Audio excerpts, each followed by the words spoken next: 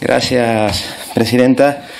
Bueno, la verdad que tiene gracia ver al Partido Popular preocupado ahora por las prisas en materia de vivienda, ¿no? Que se ejecute el presupuesto, que se actúe con premura. Más madera, más madera. De acuerdo.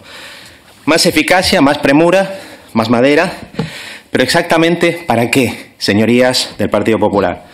¿Piensan ustedes que hemos perdido la memoria? Ustedes intentan mostrar aquí que se preocupan por el derecho a la vivienda, pero lo cierto es que cuando han gobernado, sea en el Estado, sea en las comunidades autónomas, sea en ayuntamientos, han aplicado las peores políticas de vivienda que hemos conocido. Las que han beneficiado a los especuladores, a los rentistas que viven de trabajo ajeno, y lo que es peor, las que han servido para apuntalar la corrupción, para financiar a su partido y para enriquecer a muchos de sus miembros. Y con este currículum, sinceramente, venir a fingir aquí sentido de urgencia, como no sea la de volver a los viejos negocios, la verdad es que suena a desvergüenza. Recordamos algunos de los grandes hits de su gestión. La ley del todo urbanizable de José María Aznar, el amigo de Bush y de Blair, de 1998. En aquel momento el precio de la vivienda nueva en España era de 1.089 euros por metro cuadrado. En 2002 ya era de 1.667 metros cuadrados. Y en 2007, una década después, ya estaba en 2.905 euros por metro cuadrado. Y el incremento de los precios había llegado hasta el 167%. Las prisas, las urgencias, las entendemos, pero ¿serían para volver a poner en marcha este mecanismo, como plantea Feijóo? Todos aquellos años de desregulación, de bajadas de impuestos, de bajadas de intereses, de financiarización de la economía generaron una burbuja descomunal que acabó estallando en 2008. ¿Cuál fue el resultado? Pues que miles de familias fueron desahuciadas por no poder pagar sus hipotecas, mientras los bancos que sufrieron pérdidas fueron rescatados indecentemente con dinero público. Pero el PP persistió porque no fue solamente Aznar, fue el propio Rajoy, que en 2011 decía que no iba a dar un solo euro público a la banca y que acabó regalándole más de 80.000 millones, sin exigirle ningún tipo de retorno social, al tiempo que recortaba el 70% del presupuesto en vivienda, mientras precarizaba los contratos de alquiler, reduciéndolos de 5 a 3 años y permitiendo avales y fianzas absolutamente abusivas. Pregunto, ¿las prisas y la urgencia del PP de 2025 son para restaurar estas prácticas predatorias que vinieron precedidas de casos escandalosos de corrupción urbanística como la propia trama Gürtel que afectaba a gobiernos del PP en Madrid o Valencia? Porque, insisto, fue Aznar, pero también fue Rajoy, también fue la propia Ana Botella, la esposa de Aznar, que como alcaldesa de Madrid no tuvo empacho en regalar miles de viviendas sociales a fondos buitres como Blackstone, sin importarle si eso suponía la expulsión de vecinos o el incremento desaforado de los precios. Que fue lo mismo que hizo el presidente de la Comunidad de Madrid, Ignacio González, también del PP, al vender 3.000 viviendas sociales al fondo de inversión Goldman Sachs para acabar en prisión por diferentes casos de corrupción. Y lo que se puede decir de Ana Botella o de Ignacio González vale también para Isabel Díaz Ayuso y vale para lo que plantea Feijóo. Por eso, sus llamadas compungidas a mejorar la eficacia presupuestaria, que es algo que debe hacerse, no pueden movernos ni un pelo de la ceja. Porque su proyecto, señorías del PP, es el de siempre: actuar como portavoces calificados del partido inmobiliario, financiero, mediático, que no se presenta a elecciones, pero que gobierna por otras vías en alianza con el capital financiero global. Nosotros no vamos a estar aquí. Nosotros estamos con lo que están planteando los movimientos sociales, desde la plataforma de afectados por la hipoteca a los sindicatos de inquilinos e inquilinas, que es recordar quiénes son ustedes y que les conocemos, que llevamos décadas padeciendo sus políticas, sus antipolíticas, mejor dicho, de vivienda, pensadas para favorecer a los más ricos y para castigar a las clases medias y a las clases populares. Y que mientras esté en nuestra mano no vamos a permitir que vuelvan a salirse con la suya. Pero también hay otro tipo dentro de esa clasificación de delincuencia, de grupos delictivos, de jóvenes con recursos inadaptados, Luceño y Medina, ¿no?, actualmente siendo juzgados, por ejemplo, sin ir más lejos, ¿no?, Alberto el de Quirón, que procuran pues más daño al erario público que muchas de estas actividades de delincuentes. La verdad que escuchar al señor Hernández Quero de Vox es como escuchar a aquel ministro de Franco, José Luis Arrese, pero más educado y al mismo tiempo más neoliberal en el fondo. Es decir, lo más parecido dentro de la ultraderecha a un falangista que se llena la boca con las familias españolas, pero que objetivamente expresa los intereses del capital rentista y de los fondos de inversión que las precarizan y las desahucian. Algo de eso había en Arrese, que pretendía convertir a las clases populares en propietarias, pero en barrios segregados, sin servicios públicos de calidad, sin bibliotecas, sin hospitales, sin jardines de infancia y con las mujeres, eso sí, bien encerradas en su casa. Algo de eso había en el falangismo, que pretendía convertir a las clases populares en propietarias, pero no para hacerlas dueñas de su destino, no para que defendieran sus derechos ante los poderosos, sino para domesticarlas y obedecer la voz del caudillo. Es decir, ustedes dicen defender el acceso de todos a la propiedad, pero carecen de la valentía para enfrentarse a lo que lo impide, que es la concentración de propiedad y de capital en pocas manos. Usted podría subir aquí y derramar alguna nostálgica lágrima franquista mostrando esta placa del Instituto de Vivienda con el yugo y con las flechas.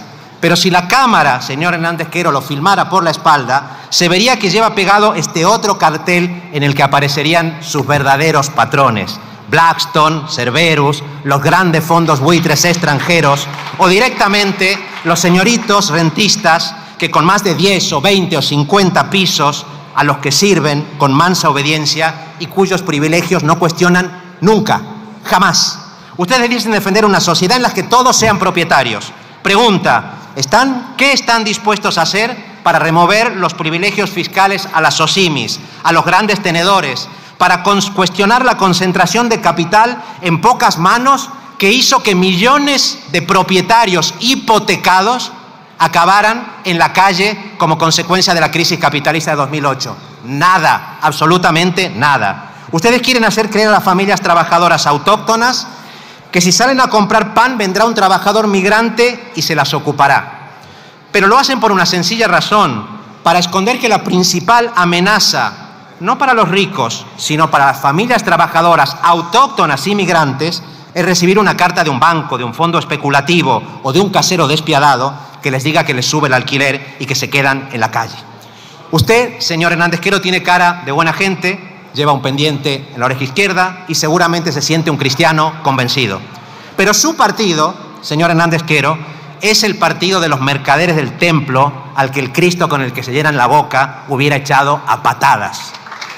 Y les digo una cosa, ya que usted o la señora Demer, que está junto a usted, sienten nostalgia sincera por las medidas adoptadas por Franco, podrían defender los contratos de alquiler indefinido que existieron hasta 1985, bien entrada la democracia, y que siguen existiendo en países nada sospechosos de ser comunistas, como Alemania, los Países Bajos o Suiza. Eso sí que sería preocuparse por la seguridad y la tranquilidad de los españoles, de los andaluces, de los catalanes, de los extremeños, todos. Pero no lo van a hacer. ¿Saben por qué? Porque aceptar la existencia de contratos indefinidos y, en consecuencia, el control de los precios del alquiler les exigiría rebelarse contra sus amos, los grandes especuladores, que es algo que nunca van a hacer. Y es que ustedes, señorías de Vox, más que de Robin Hood, son de Hood Robin, que parece justiciero, pero que siempre acaba robando a los pobres para dárselo a los ricos. Ustedes son la derecha que nos puede traer un diputado, como el señor Hernández Quero, a tocar el violín social o nacionalsocialista, que más da, y a recitar con voz queda las virtudes del viejo conservadurismo social. Pero luego en la práctica militan en el vasallaje a Trump y a su corte de ricos. Pero luego en la práctica no son más que los cripto bros de Milei, al que Abascal, Palmero, como siempre, jalea el grito de «Titán, Titán», mientras hunde la economía argentina a golpe de estafas piramidales y otras medidas desquiciadas. Así que, señor Hernández Quero, aplíquese su propio cuento, porque como bien sabe, a la gente le interesa hablar más de Zulo que de sus bulos. Gracias. La matraca con eso que llaman brecha salarial o techo de cristal. Todos esos conceptos victimistas y engañosos lo único que pretenden es discriminar a los españoles y poner más trabas y obstáculos para el verdadero progreso de la sociedad española. Que es un discurso que evidentemente, no sé si es de odio, permítame, pero es bastante faltón.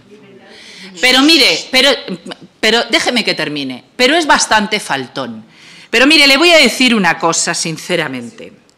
Esta organización a la que usted ha llamado subvencionada, a los que usted ha llamado no sé cuántas cosas diciendo que somos una organización parasitaria, esta organización que ha firmado en el diálogo social y que ha hecho que haya más población activa que nunca, cargándonos afortunadamente la reforma del Partido Popular, esta organización se financia en más de un 83%, no porque lo digamos nosotras, sino porque lo dicen las auditorías. Vayan ustedes a los papeles, infórmense. Se financia en más del 83% con las cuotas de sus afiliados y afiliadas y de lo que obtiene a través de sus asesorías jurídicas. Y permítame, si quiere, un exceso. Ni tan mal, porque si la ultraderecha que hace 45 años nos estaba pegando de tiros, lo que está proponiendo es que nos quiten las subvenciones. Cuando nos financiamos con el 83%, no terminamos entonces, y mire usted, no vamos a terminar ahora, vamos a resistir. Resistimos entonces y vamos a resistir ahora. Ni tan mal, no nos parece tanto. ¿Me explico? No necesitamos las subvenciones. Nos financiamos con más de 1 millón de personas, afiliadas y afiliados, por cierto, con los que su partido ni soñaría. Porque somos la organización social más importante de este país. Y mire, le voy a terminar diciendo una cosa. ¿Me da usted pena? Sí, me da usted pena que siendo mujer hayan votado en contra del Pacto de Estado contra la violencia machista. Y me gustaría de verdad, y ahora que tengo la oportunidad, que miraran a la cara a todos los niños y niñas que han perdido a sus madres, que miraran a la cara a todas las madres y padres que han perdido a sus hijas, a las 4 mujeres que diariamente denuncian una violación en España. Me gustaría que les dijera que eso no les sucede por ser mujeres. En España no elegimos la profesión que queremos. Y mire, le voy a decir una cosa de calado económico. Efectivamente, las mujeres en este país, quienes han tenido dinero para romper el techo de cristal, es probable que hayan podido romper esos techos y elegir la profesión, aunque no se equivoque, hemos tenido otras discriminaciones estructurales. Pero quienes están en un suelo pegajoso no pueden elegir nada. Y las mujeres que no tienen dinero no pueden elegir nada. Por eso tenemos que tener políticas positivas que les ayuden. Y efectivamente, me da usted pena, permíteme, que siendo mujer sea capaz de decir que la violencia contra las mujeres no existe. Sí existe. Shh. Por favor. Y termino diciendo otra cuestión. Miren, y pido perdón, evidentemente, probablemente por los excesos, porque haya podido tener un exceso verbal, pero es verdad que siento pena ante una manifestación efectivamente clara y evidente. Es decir, esta organización no se siente compelida porque alguien venga a decirnos que somos absolutamente parasitarios. Cualquier persona que es capaz de ir a un libro sabe perfectamente que las comisiones obreras, como la otra organización sindical mayoritaria, que es la UGT, jugamos un papel importante para que usted y todos y las que estamos aquí, vengamos aquí hoy para poder hablar y para poder discutir contra los discursos de odio. A lo mejor usted sí que podría, yo no, y muchos y muchas de las que estamos aquí tampoco.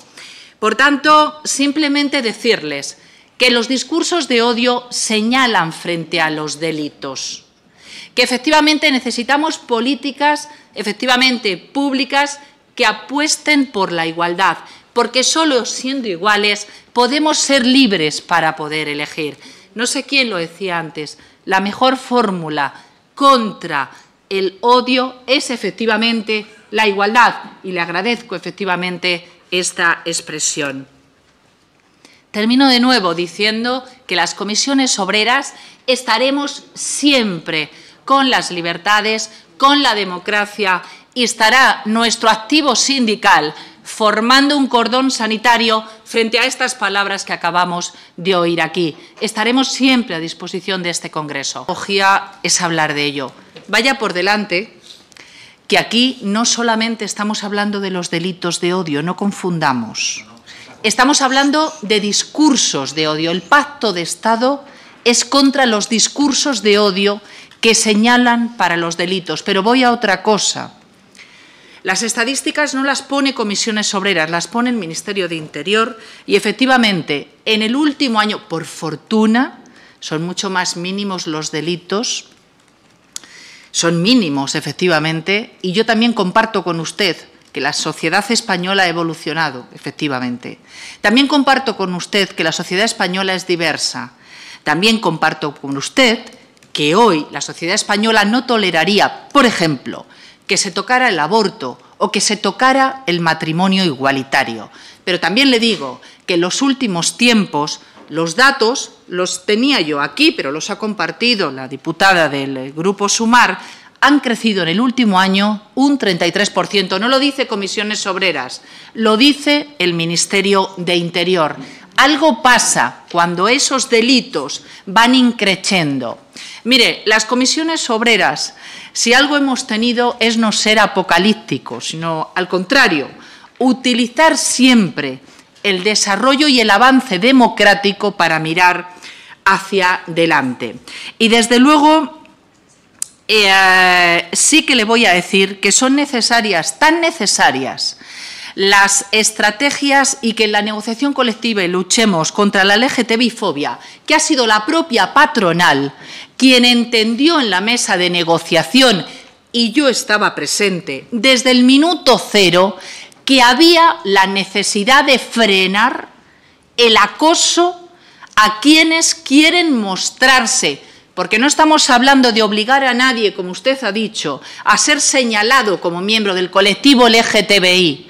Lo que sí es que cada persona puede decidir si quiere mostrarse o no quiere mostrarse. Mire, sobre la ley de políticas activas está todavía por desarrollar. No puedo decirle cómo va a hacerse porque está por desarrollar. Lo que sí sabemos es que las políticas positivas son clave para activar el empleo. Miren, es verdad que las mujeres estamos peor en empleabilidad que los hombres. ¿Sabe por qué? Porque venimos de la reforma del Partido Popular, que dejó la brecha entre mujeres y hombres en el 30%. La brecha salarial más grande que este país ha tenido es en gobiernos del Partido Popular con la reforma laboral en el 30%. Le voy a decir una cosa. Decía la diputada de Vox que Comisiones Obreras es responsable de la tasa de desempleo. Mire usted, acudan a los datos. Tenemos en este momento más personas trabajando como población activa que nunca, pero mire usted, tenemos más mujeres trabajando que nunca y más mujeres indefinidas que nunca. ¿Saben cuánto está la brecha en este momento? En un 19,6. ¿Saben ustedes de dónde veníamos? De un 30% de brecha. Las mujeres fuimos más temporales que nunca con la reforma del Partido Popular y hubo más mujeres en desempleo que nunca. De ahí veníamos. Estamos en un 19,6 y Comisiones Obreras ha dicho ya que necesitamos abordar otras cosas, por ejemplo, los cuidados, para que las mujeres y la tasa de empleabilidad siga funcionando. Mire, las comisiones obreras jamás somos un agente de igualdad, lo hemos dicho al principio de nuestra intervención, y jamás vamos a amparar fraudes. Mire, yo vengo del derecho administrativo, los fraudes legales hay que combatirlos. ¿Cómo? Con nulidad de actuaciones, con nulidad de actos administrativos. Ahí es donde tenemos que ir. Pero, desde luego, la nulidad de actos administrativos no puede invalidar una ley que no es otra cosa que el fomento de la igualdad. Mirad, me preguntaba, señoría, cómo se siente esta mujer de la sindicalista feminista de las comisiones obreras cuando hemos visto que un antiguo diputado tenía un posible comportamiento misógino que está en los tribunales. Mire, igual como me siento cuando veo un juez cómo interroga a esta mujer, igual cuando veo un presidente de la FIFA, creo que era, perdónenme que no entiendo nada de fútbol, besar y que están enjuiciándole, así se siente una mujer feminista, sabiendo que las heroicidades no nos sirven y que solo trabajar de manera colectiva nos va a enfrentar frente a las actuaciones patriarcales. Y agradezco al Partido Popular y le felicito porque enfrentarse a la posición de la ultraderecha en el Pacto de Estado contra la violencia machista.